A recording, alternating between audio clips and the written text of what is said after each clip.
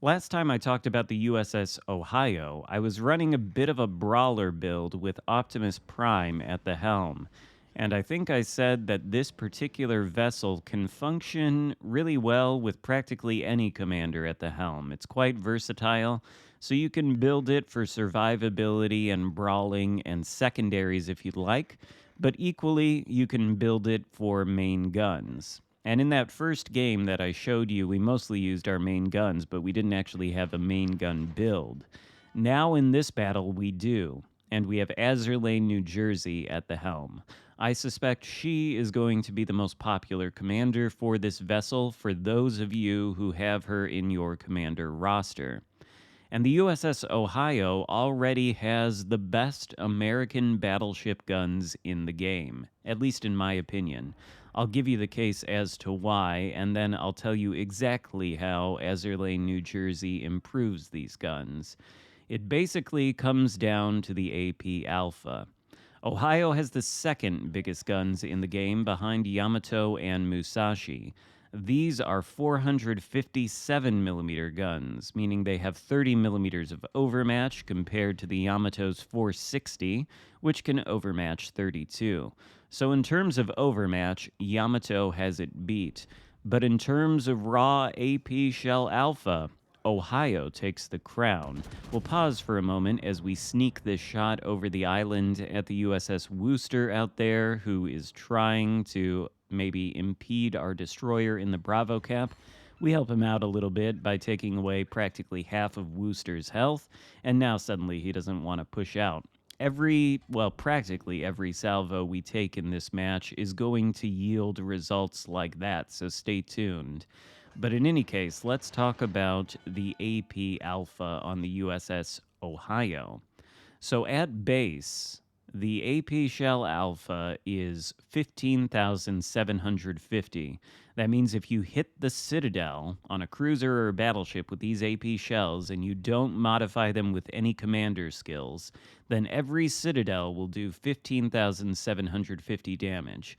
We can take a second and compare that to Yamato at the legendary tier, which has bigger guns. Yamato's guns at base, without any commander skills to modify the damage, do 14,800 with a Citadel. So that means Ohio's shells already at base do nearly 1,000 points more damage. And then Ohio, being American, has access to the USS New Jersey commander. You can see the build here on the screen. I'm using Arthas as an inspiration, although you'll notice I forgot to change my consumables. I still have the secondary consumable rather than the plane, so we can't actually make use of Arthas in this battle. You can just, I guess, imagine some of the salvos I'd take. If we did have that plane in the air, we'd be doing even more damage. So anyway, what does Azur, New Jersey do to actually buff the damage here? Well, she's got about 3 skills, maybe 4, that do it. To begin with, her base trait gives the main battery shells that travel over 10 kilometers a little bit of extra damage.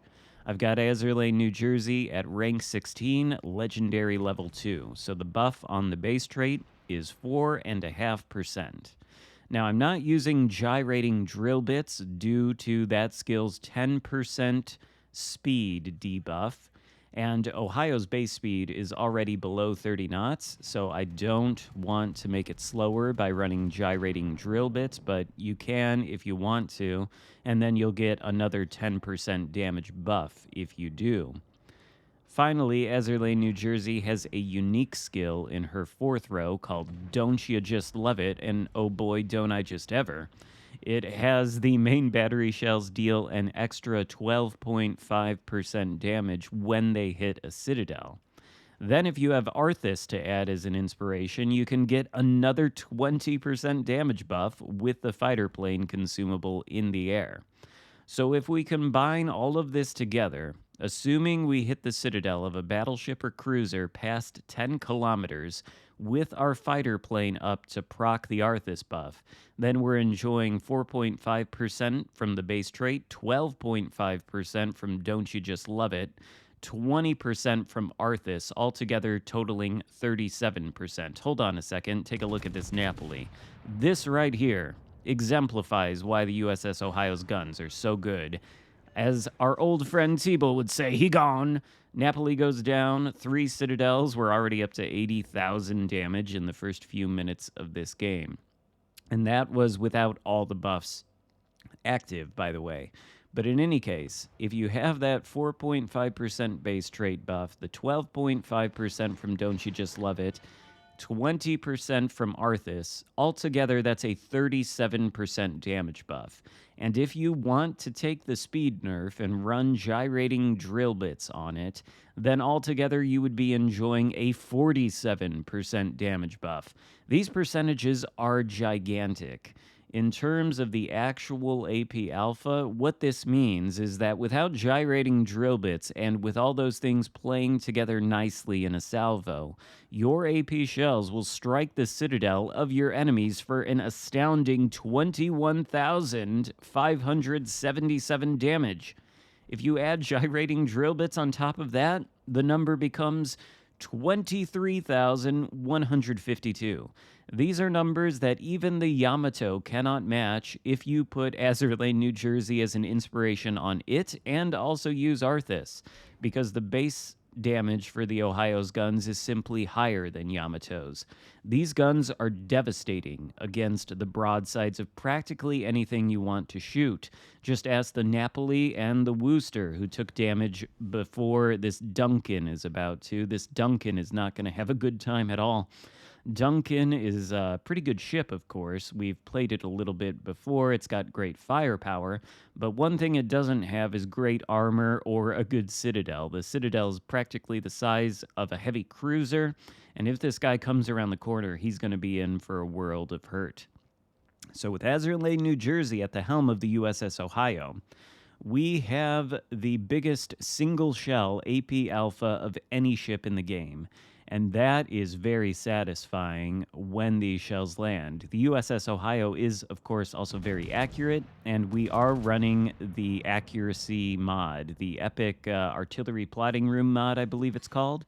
So we're enjoying a little bit of extra accuracy.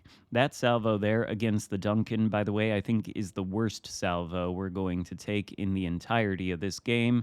He was turning out a little bit, so I think he managed to bounce some of the shells. Of course, when we're trying to get these broadsides, the idea is that we need to put our battleship in a place on the map where ships are going to have to push past our guns in order to achieve some objective.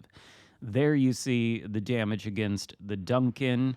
We've got the base trait procced because he's 10 kilometers away from us. We did a citadel, so we got that Don't You Just Love It skill.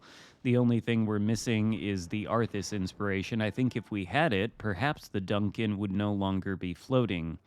USS Ohio out there, same ship as us, of course. Ohio itself does have a fairly accessible citadel.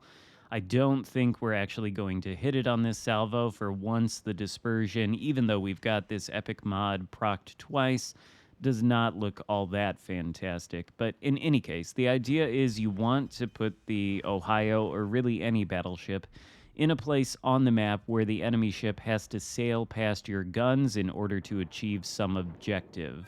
The Duncan is, of course, trying to take the Bravo cap. He's pushed straight into the center.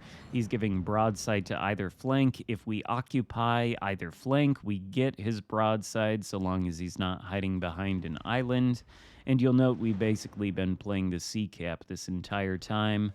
This game, by the way, could still go in anybody's favor. My team does hold the cap advantage, and we're working on taking Alpha, but the ships are fairly even, and we are technically caught in a crossfire between the enemy USS Ohio out here and the 2 battleships in the Bravo cap. So we want to be careful. That's the only reason we're actually shooting at this Ohio, who seems to be having an incredibly tough time dealing with our Colbert teammate.